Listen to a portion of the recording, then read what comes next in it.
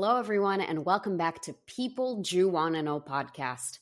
Very excited to introduce you to this week's guest, who is a friend and someone I find absolutely hilarious and very engaging, Jonathan Elkhoury. Jonathan, please forgive me for my Americanization of your name.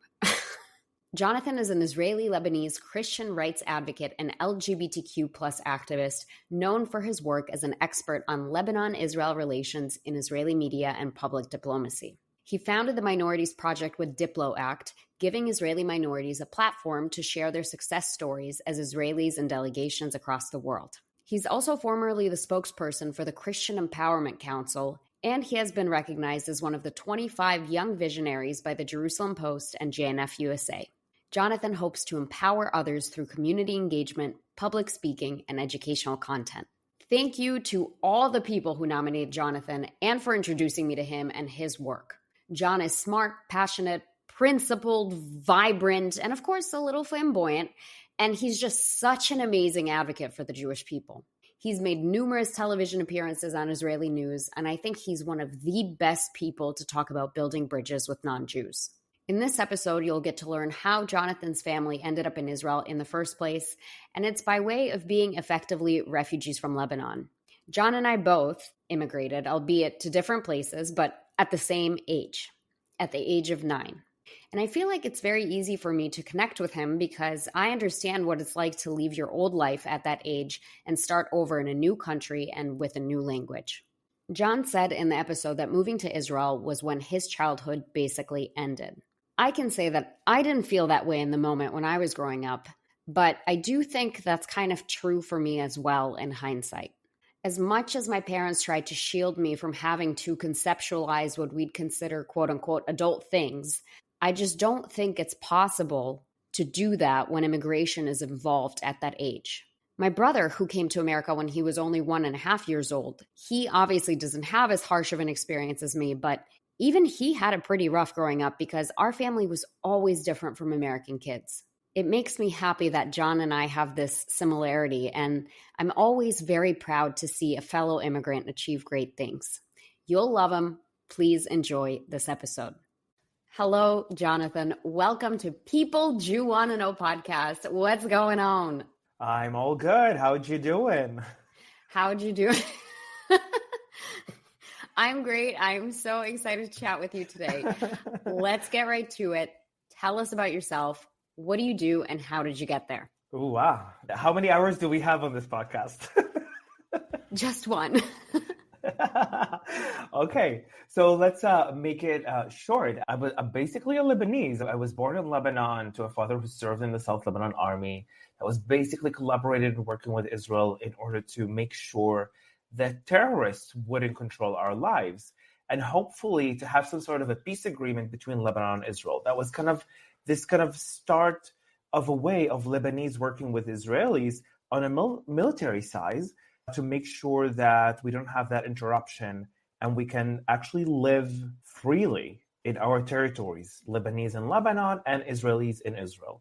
Unfortunately, that didn't really work. So in May 2000, we were caught up in this decision where basically my dad was debating, should he flee to Israel because then his life would be saved, or should he stay in Lebanon and then suffer the consequences of Hezbollah maybe executing him? Where my mom made the decision for him, as you can say. She prepared a bag for him. She told him, you should leave, be safe in Israel. Me and the kids are going to stay in Lebanon. And that's basically what happened for about a year and 3 months, till my mom decided that my dad shouldn't 100% return to Lebanon, but she wanted us also to grow up with a father.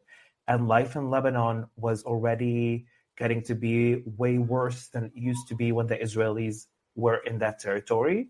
So my mom took me and my brother, and we just fled Lebanon, and we joined my dad in Israel a few days after, just like 24 hours almost after we fled out of Lebanon. We rejoined him here, and you can say this is where, at the age of 9, I started my new life in this new country with this new environment, new language. And ever since, I'm Lebanese Israeli, where I kind of understood that many people around the world doesn't really know what does that mean or how is it possible. That led me to a certain place where I had to reclaim back my story, my heritage story, my family story, my personal story as a Lebanese Christian Israeli, to go out and start speaking about my own experience. It started with my fellow students in school, and then a bit by bit, I started going and speaking in front of audiences and people, then going internationally on speaking tours across the US or Europe, eventually leading a lot of delegations to combat anti-Semitism and anti-Israelism around the globe. And it has been an amazing, fascinating, scary, somehow or somewhat chapter of my life. It's so interesting that you immigrated to Israel when you were 9, and I came to America from Ukraine when I was 9. And that age is like young enough to still have a childhood, but old enough to understand the difficulty of immigration and understand that you're different from the place that you have just moved to. I always say that my childhood ended at the age of 9 because suddenly when we moved to Israel, me and my brother, that he's 4 years older than me, at the age of 12, we kind of became the adults in the family because we adapted way faster to the language, we adapted way faster to the culture, the way that things are working here. So in some ways, we have become the people responsible for our parents. We needed to translate every medical forms or everything that they wanted to know what to do with it. We have become the adults. So that's why I always say my childhood stayed back then at the age of 9 in Lebanon. And the moment I landed here in Israel, I'm like, this is the adult Jonathan that everyone knows. I empathize so much. I'm just remembering when I was applying for college in America, and in America you have to fill out this form as a college student called a FAFSA, where that form basically explains what you qualify for financial aid based on what your parents earn and what they can pay towards your education. And so my parents didn't want to fill out the FAFSA, so I had to do it and ask them in Russian what to put in for the numbers in the form. And I would be like, what's the income or what's this? And they'd be like, I don't know, put something like, I don't know, 50,000, put something in there. And I'm like, I don't think that's how that works. And they're like, we don't know. We don't understand this. Just write that you're poor. Just write that you're poor. This like every immigrant experience. Yeah. Now, I want to learn a little bit more about your activism work. You obviously come from a family where speaking up for a cause and fighting for a better life is something that's in your genes. How did you decide to go into activism, and what has your life been like since October 7th? Well, doing activism in Israel, it started as in Israel, even as a young child. Like I was, yes, in scouts, like growing up, like I dropped immediately, like really fast from that. I'm like, I'm not good with tying ropes and like sleeping in the woods. Not for me. I need a proper shower. I can't shower in the woods. I joined like these organizations that are civil organizations here in Israel. And I've always grown up learning that no matter what happens, this is the country that I'm living in. This is my home. This is my house. And I need to take care of it. So I can't just sit aside and not do anything and see something bad and always complain about it. No, you want to complain, that's fine. Complain, but do it as part of the society, as an integral part of it that wants to drive society to a better place, that you see yourself invested in the future of this society or this country. And my dad basically taught me that. Growing up, I knew that I'm going to do a national service or military service, because I don't know if people know that, but at the age of 18, every Israeli Jewish and Druze citizen is obligated by law to join the military service. Christians, Muslims, Bedouins are not obligated to join the military or draft automatically to the army. Yet the South Lebanon Army community, the community that I come from that fled from Lebanon to Israel, because they were allies for 18 years in Lebanon, it kind of goes without saying that we're probably going to do something to be part of the society that we're living in. So we get a draft to the IDF. So I knew one day that I'm going to do something much more meaningful than just, volunteering in an organization or something like that. And then at the age of 17, when I went to the first draft, I was giving the question at the end of the process, do you want to continue drafting or not? And I have the privilege, because it's not obligated by law for me and my community to serve. So that's why they ask us this question.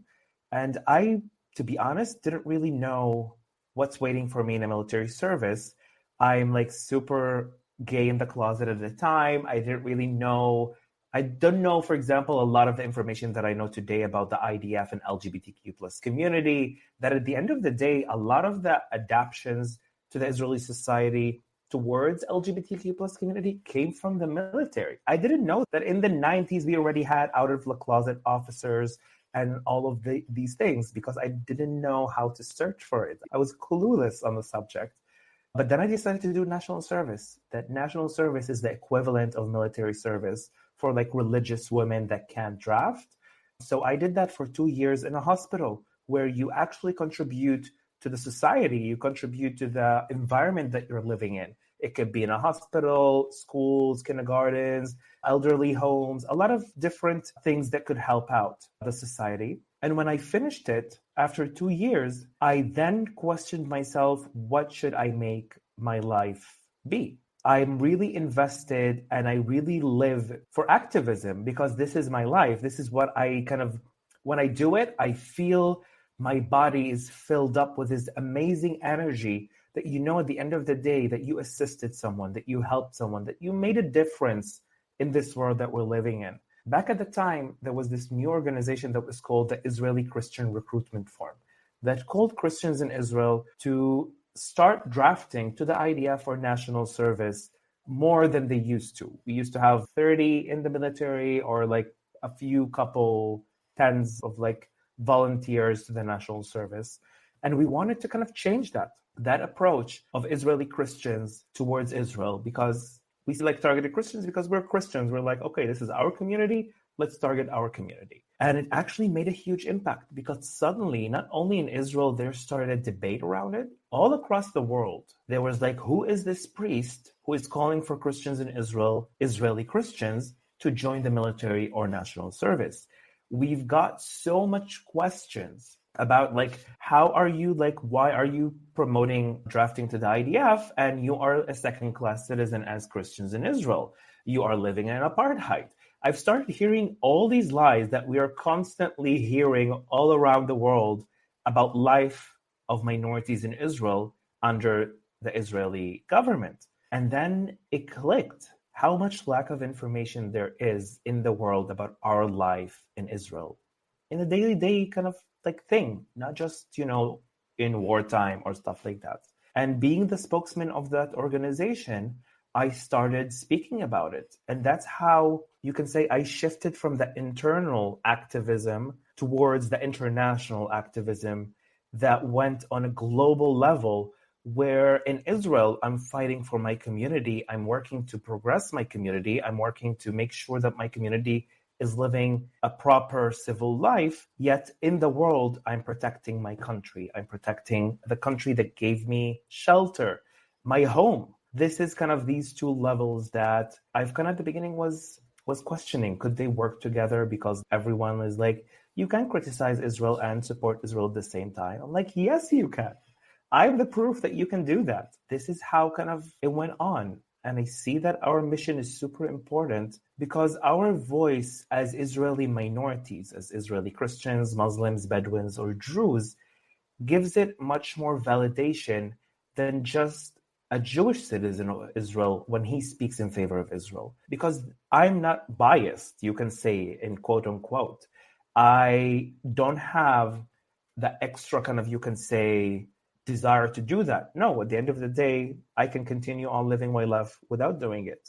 But then if my country is being hurt, then at the end of the day, I'm being hurt as a citizen of this country. I can't let that happen. And you can say that on October 7th, my activism kind of have reached new heights because up to October 7th, I was mainly focusing on work on the ground, meeting with people, talking with college campuses, participating in going and countering anti-Israeli weeks on college campuses all across the US. For years, I've done that. I've led more than 40 delegations to the US with a group of Israeli minorities to share our experience as Israelis. Then, post-October 7th, immediately after realizing that this war was different, after kind of, waking up on that Saturday and realizing that the world is not going to be the same as it used to be, but also the war connected me even more to Israel and my story as an Israeli. Because the first thing that my mom said a few days after October 7th to her friend on a phone call,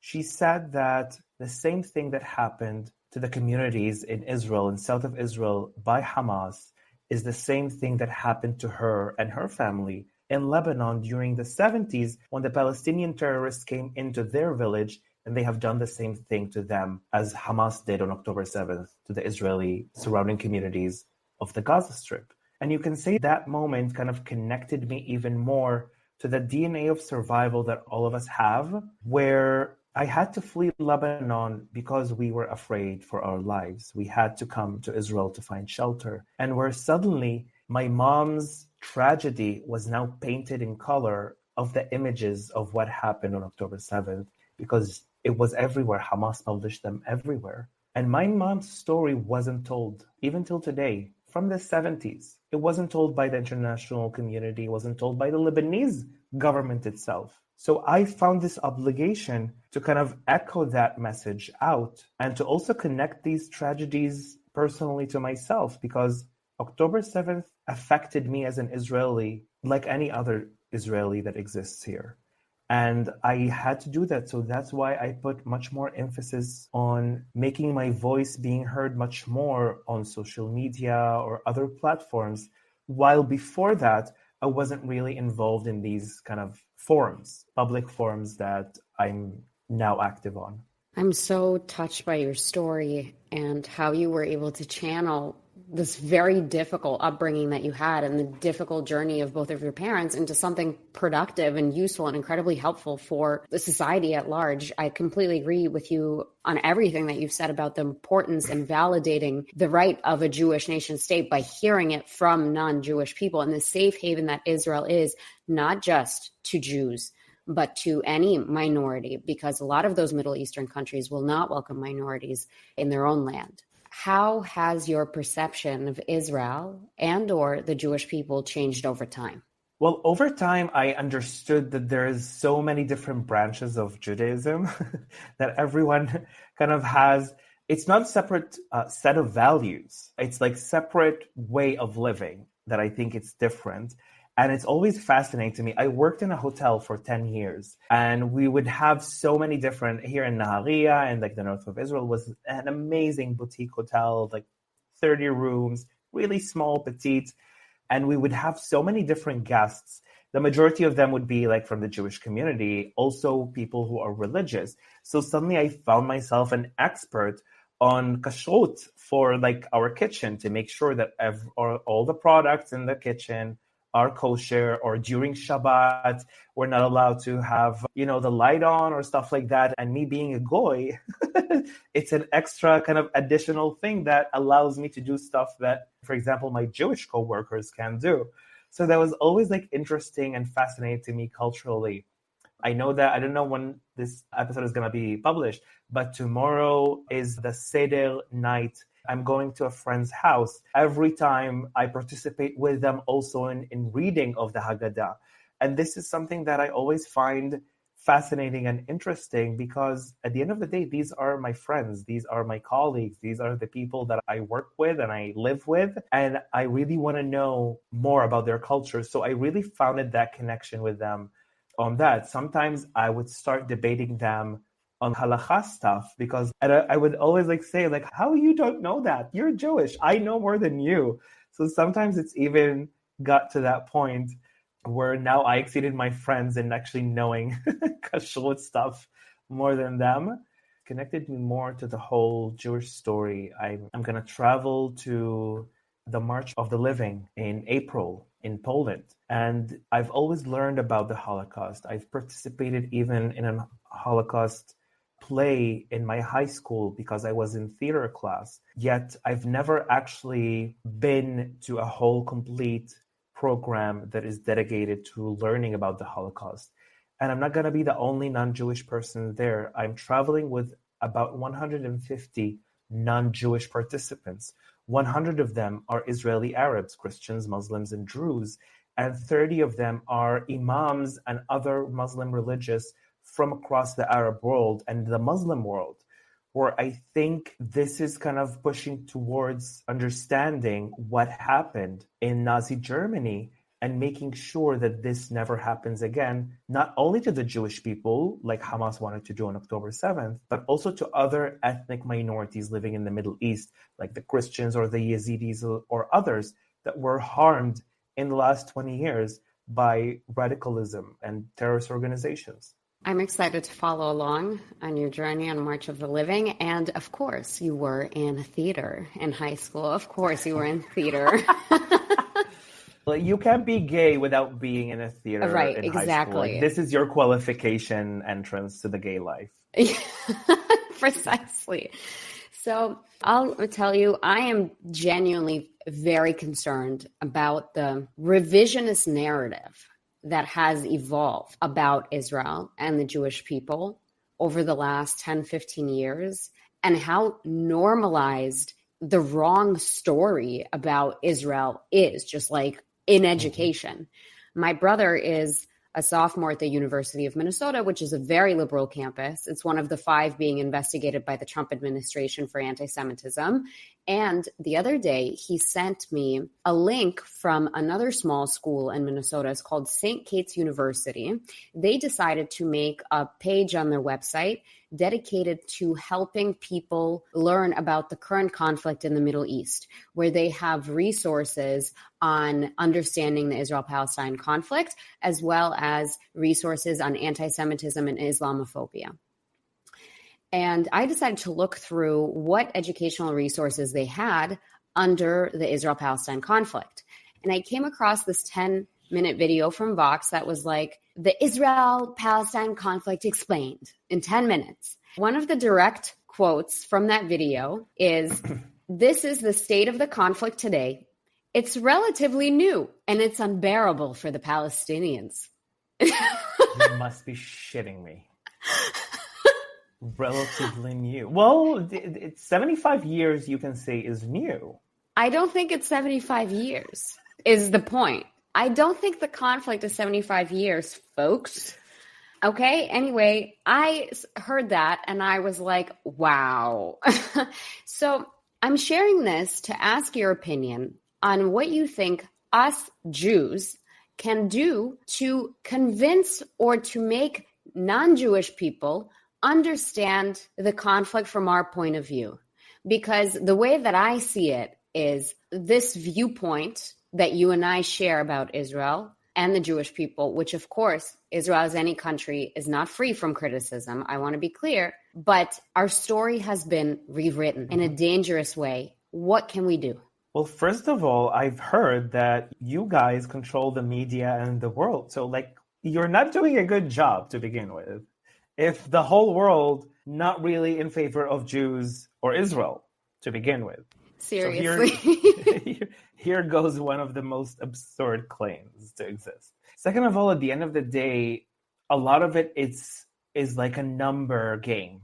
How many Jews are there in the world? 15 million? How many? I don't want to say Muslims because not all Muslims are against Israel, but you can say the Islamic world, a lot of it is against Israel. It's also important to understand how did we get to this point? Because at the end of the day, when we see a lot of things like that happening on social media or trending on social media, it doesn't necessarily go hand in hand with what the reality is on the ground in this specific region or this specific area. Like, for example, they do a lot of surveys to see how many people see Israel positively or how many people are really invested in what's going on in the Middle East or the conflict of the Middle East. How many people even know to point where Israel is on the map? And at the end of the day, a lot of these people that has so many incredible you can say activism against Israel for the Palestinians, they can't locate them on a map. And this is pretty sad because it shows this reality where at the end of the day, the majority of the people who are so loud has no idea what's going on. But I can't say that I'm looking at it from sitting aside because I'm super in it and in this whole atmosphere of the pro-anti-Israeli world by being a pro-Israeli advocate that is also someone who criticizes the Israeli government, because at the end of the day, my job as a pro-Israeli activist is not to promote the Israeli government. It's to share the stories of Israeli society, is to connect and be that bridge between the whole world and the Israeli society. And I think that the Jewish world is missing a lot of what I see is the understanding, for example, that one senator can support Israel 100% and be on Israel's side's right to exist. Yet on the other hand, when he criticizes some sort of an Israeli policy, not to hang him from the center of the city. Because I've seen that happening a lot, where we have so many people who supports us. And then they say, for example, well, I don't want to meet with Ben Gvir because I think that Ben Gvir is a super extremist right-wing member of parliament and minister. And immediately people will be like, well, you were always a sellout. Well, it was our mistake to trust you, that you support Israel. I'm like, hey, guys, what does that have to do with some sort of a policy or person that he is on the extreme on Israel's policy with supporting Israel? Don't connect these two dots.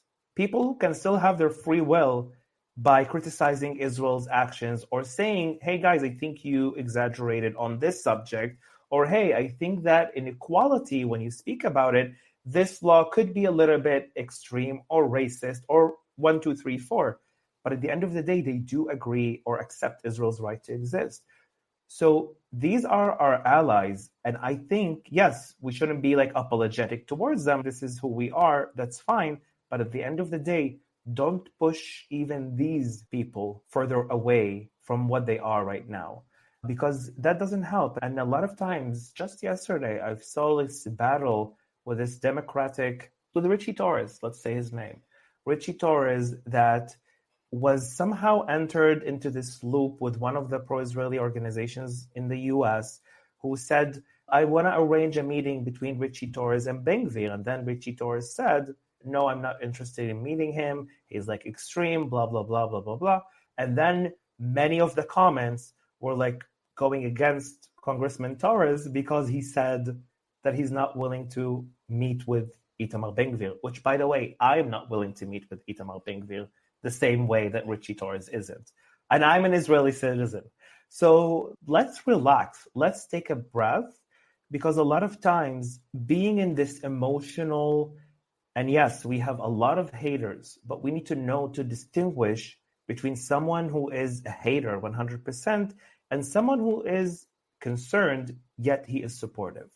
And this is something that I think sometimes we don't see. Sometimes we are blinded by all that hate around us, that we immediately caricaturize someone who just said a criticism as a hater. And this is something that I think we should kind of wake up on. Traveling the world, I've spoken with so many people. The majority of them are non-Jewish people. And a lot of them would say, yes, I agree that Israel should exist. I agree that the Jewish people should have, their self-determination. Yes, this land is their land. But at the end of the day, you can take out of the equation the current conflict, and we need to get it resolved in some sort of a way. Which, by the way, this is a true pro-Palestinian, for example, speaking to us, that he doesn't want Israel to be destroyed, that he believes that the Jewish people have the right for self-determination. And those kind of things, we need to still yet search for them with a needle to look for them, but they do exist. And I think we should also put a lot of pressure in trying to raise these voices more than giving a platform for anti-Israelis 100% to just do whatever they want. Because a lot of times we are the one giving them credibility by responding to them. But we can't also ignore them. But we need to find our way around it, and maybe not in a direct hit towards them. I really like this advice. I think it is very reasonable advice. And it makes me think, what do you wish you knew sooner about this activism space, about being a pro-Israel activist? Well, I always knew it's going to be hard because it's not something easy to step in. Any activism is so hard to begin with, because when you want to get to some sort of an audience, you need to kind of try different approaches to reach to them. But I think one of the first things that I would prefer to know before that is how much sometimes that could affect your mental health or your kind of self-being. you have, your podcast and your other activities, and sometimes the comments, how much, although like we laugh at them, although like we brush them off, although like we try not to give them a lot of credit, but at the end of the day, some of them do hurt, because a lot of people will not criticize you on your opinion. They will speak personally about you, about your personality, about who you are, about the way that you look, about the way that your lips, whether they're dry or not. Believe me, I know the consequences of having a week of sickness and then taking a photo with a dry lip to be all over the internet shared. Has v'shalom. No crusty crust, Jonathan. So the toll, maybe I would have been able to adapt to it differently than to just going in. And also, a lot of times, I say specifically to people who are starting their activism at a really young age. I think I entered my activism in a proper age of 2021, where like I was already some sort of an adult that I can, realize and understand what I'm doing, or the effect that it's doing, or the way that people are responding to it. But there's a lot of people who are starting from the age of 15 and 16, and yet they found themselves a year or two after where like, okay, where should we go from here after I've achieved all of that, or after being in a public eye and receiving a lot of backlash? Because, for example, a lot of people did receive a lot of backlash from their activism, and they don't know how to cope with it. And I really wish that instead of sometimes seeing these people and just, I'm putting quote unquote, pushing them even more towards that, to give them the advice, hey guys, listen, 1, 2, 3, take that into consideration, take your time. You still have a lot of time. You don't have to rush anywhere. You want to be an activist? Do that. But do that with these measurements. Because I did find myself speaking with many people who found themselves by themselves. Like they don't have any friends, because suddenly all of this personality sometimes could be a lot of times scary to other people, or other people will use them because of their public appearances and their kind of, being famous. I wish that we had much more bigger supportive system. This is kind of what I'm missing from all of that. I want to talk about that for a second from my own experience. So as a child performer growing up, I was taught at a very young age about the consequences of being in a public eye, that people will look at you, that people will criticize everything about you, even when it's stupid and irrelevant and has nothing to do with what you have to say, that people will go out of their way to say mean things and start rumors about you because you're in the public eye. And it stems from a jealousy and an inadequacy that they feel within themselves, because they never have the ability to be seen in the public eye. They will never do anything that will garner them the recognition that people who put themselves out there work for. And so this is something that I was always taught from a very young age. And so starting this podcast, many, many years later, after I'm no longer a child pop star, I knew coming into this that when you put yourself out there on the internet, you will be criticized and people will come after you and people will wish you not well. They'll wish you poor. I don't know. What is the opposite of they wish you well? Whatever it is. They will right. share your personal information online. They will share your personal number. Yeah, my number was shared countless times, and I would receive they will call on WhatsApp. My WhatsApp crashed at the beginning of the war because Hamas published a video about me, and then my number was published online. And I've received these crazy phone calls and crazy texts that you sit around. Oh my God, this is like actual threats that are being written on my personal phone number from around the world. And this is kind of extreme. So this is like people who wants to harm you. Literally, this is what they're wishing for. I don't think people understand the toll that it has on your self-esteem over the course of time to have to react to those kinds of negative vibes in your direction, right? Or threats, God forbid. This is something that I imagine after doing this for a year and a half, every content creator struggles with. There is not a single public person in the world who does not struggle with self-esteem. That is my big bet as a result of what they experience on the internet. And nobody places me as a person with low self-esteem.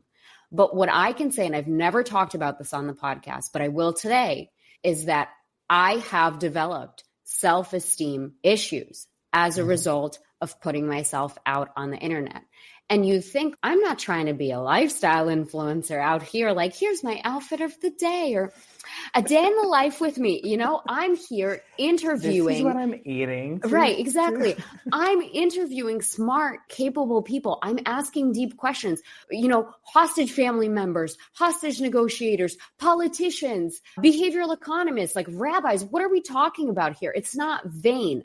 And still, I receive so much just negative juju and how people look at me and how people treat me. And don't get me started on what it's like to be in the influencer circles and the fact that I'm a small creator and how larger creators look at me with disdain because they're like, oh, who are you? There needs to be some cultural norms set in the content creation community. And there needs to be like a law. Like if you're a dick, straight to jail, you know? There needs to be some guardrails, I think, in the content creation space and just some best practices. Like we're taught, you know, financial literacy. We're taught street smarts. We should also be taught digital literacy in order to operate in the digital society as respectful citizens of it. So completely agree with you. And this is something that I'm working through. And I can guarantee you 100% of all content creators work through it as well. Oh, yeah, of course. I'm sure about it. And I think a lot of us kind of don't want to talk about it publicly because it's like, okay, like, for example, us here in Israel, we are at war and there is hostages in Gaza. And they were like, oh my God, look at me. I'm like suffering because of wanting to be like a public figure or kind of sharing my thoughts on the internet. A lot of us disregard kind of the backlash that we get out of like, this is nothing while there's like still hostages in Gaza. This is a lot of things are also have to do with that. But I agree with you. We need to talk about it because at the end of the day, this is kind of what's going on. But also, I don't know if we're going like off script completely here, but I met a lot of people who don't know to switch off that content creator thing when they meet people in a regular circle. Like I've met so many people that sometimes I just want to learn about who they are in general, or just have fun, talk about, like, gossip about other people. Okay, let's talk about other people. Let's talk about what movie we watched. Let's talk about what series we watched. And a lot of them don't know to have that switch off. And it's like, I have nothing to speak with them if it's not about the content creation kind of aspect of it. And I was like, okay, this is kind of weird. And I have to say, this is why I love meeting you back in New York, because I think we like met for an hour and a half, 2 hours, and we just talked like ha and da, like we say in Hebrew, like about like just life in general. Yeah, I'll say that the silver lining for me, and this is what I always talk about with my content creator friends, is the appreciation and gratitude that I do have for the friends that I make who get it, and for the friends who are supportive and willing to help me grow, because I'm a very teensy weensy fish, you know, in this big pond of influencer life. I'm just trying to have a podcast where you learn about interesting Jewish people. That's it. And it's a tough industry to be in. And it gives me extra gratitude when I meet people who see me for who I am. I want to pivot a little bit to understand what's something in Jewish history, culture, or customs that has deeply resonated with you as now you've gotten to know Jewish life a lot better. Well, the main thing is the survival, the DNA of survival. Like the Jewish community and the whole Jewish idea was living under tyrants, under people who wanted to eliminate the Jews out of the face of the earth. Few times, not only one time, they have been slaves. And this is something that I've learned throughout the years, that at the end of the day, this Jewish power that cherishes life more than everything else is one of the things that most fascinates me about this. That's kind of something nice, I think, super positive that I take with me till I'm in the grave, hopefully in a really old age. You know, you're actually not the first guest to call that out as the special thing that you've learned about Judaism. So I definitely think it has some validity and has some truth to it. As we wrap here, You get a question that you get to ask me, a Jew, about any topic of your choice. It could be as simple or as deep as you would like. Do you have any questions? Oh, yes. Being a non-Jewish, you can say a Jewish supporter, an ally of the Jewish community, I've always bedazzled with a question of like how Jews see like dating non-Jews. I know that it's forbidden in the religious and stuff like that. Also, my religious prohibits me from, first of all, it prohibits me from being gay. Second of all, dating someone who is not Christian. So I know, I'm not here like judging from the side, but I was really interested to know your point of view about that. Because, for example, I've heard from people that even like gay people, it's like they don't really approve like Jewish gay people dating other gay non-Jewish people. They might bring children and they want those children to grow up being Jewish. And if you have a non-Jewish partner, you might kind of not stick to the Jewish like history and stuff like that. So I was really interested to know kind of your point of view on that, or if you want me to ask a different question. No, this is a great question. So I'll tell you a little bit about my upbringing. I come from a family of 3 Jewish grandparents and 1 non-Jewish grandparent. I have my grandfather on my mom's side who is not Jewish. That's how I get the blonde hair. And he is very not Jewish, like hella goy, doesn't know anything about Jewish life. Married my grandma. They were only married for a few years. They had my mom. They got divorced. At the same time, my mom was raised in a family that had a kosher home. They split milk and meat. So she had, one side of her upbringing where she was very Jewish and another side where one of her parents didn't understand anything about being Jewish at all. I was raised by 2 Jewish parents, one, my mom with this background, and then my father, who has had Jews in his family generation after generation, but all of them very secular and many of them hiding that they were Jewish at all. So they never did anything Jewish, no holidays, didn't keep kosher. And I think from that point, my parents didn't really pressure me to marry a Jew or sit me down and say like, you will be in trouble if you don't marry a Jew. But it was kind of implied that they would prefer if I ended up being with somebody Jewish. Although my dad has said that if there is any man on this earth that is willing to put up with me, he deserves a Nobel Peace Prize, be it a Jew or non-Jew. You take that for what you will. So my philosophy is as follows. I think Jewish continuity is very important. And I would prefer if our people chose to marry other Jews.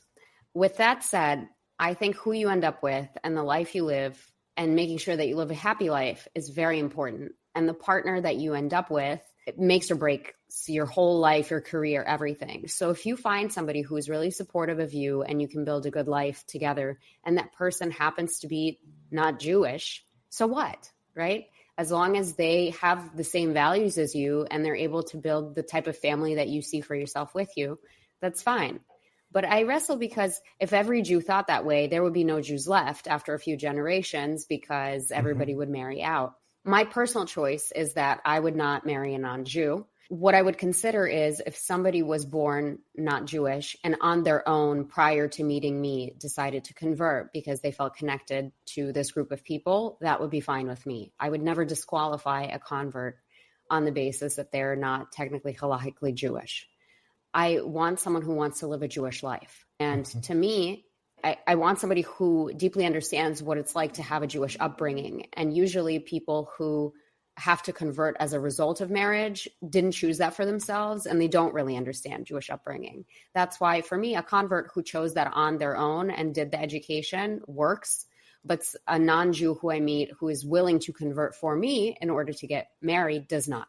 This is a really interesting point of view. And actually, I understand it 100%. Yeah, I would like to think it's not, harsh or closed-minded.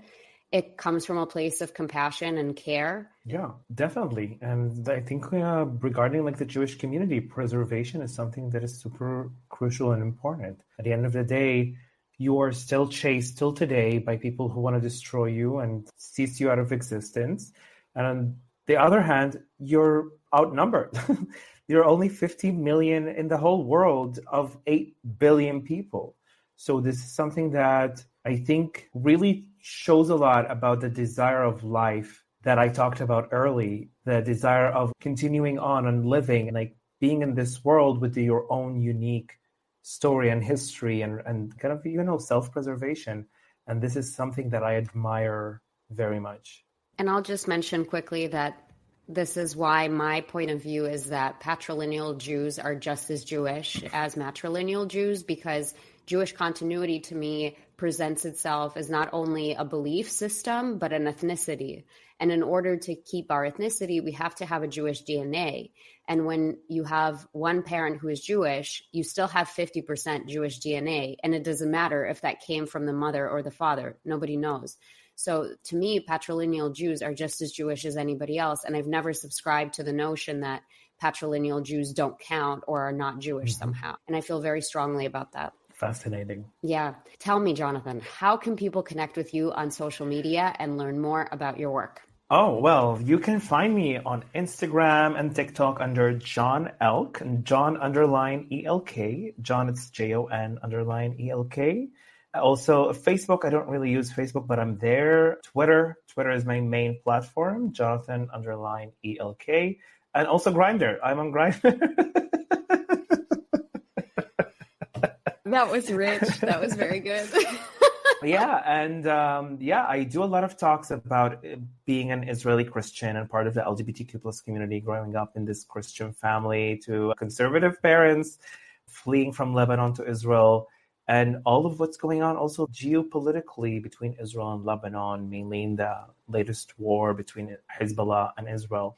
I really love to use my voice to make sure that people will connect with each other, to be that bridge between people, between the Israelis and the Lebanese, between the whole world and the Israelis, kind of setting all of my different identities. At the end of the day, I believe that all of my identities are a platform for me to use to connect with different people, because each identity can connect me to a different person in the world. It is a burden, all of these identities, because it's really hard and tough. But at the end of the day, they give me a different perspective and kind of different eyeglasses on different situation that is going on. Specifically, a minority inside of a minority, an immigrant, a refugee, all of these kind of issues that I find super fascinating and interesting. And yeah, I would really appreciate. I answer my DMs on social media, so feel free to approach. I don't bite. Gentlemen, slide into those DMs. And it's important that you said the DMs part. Oh. Thank you so much for doing this. This has been amazing. Thank you very much, Margarita. I had an amazing time with you. If you've enjoyed this podcast, please go ahead and rate us 5 stars. Be the first to hear our episodes by subscribing to People Do Want to Know wherever you get your podcasts. And for exclusive content, follow us on Instagram @People Do Want to Know.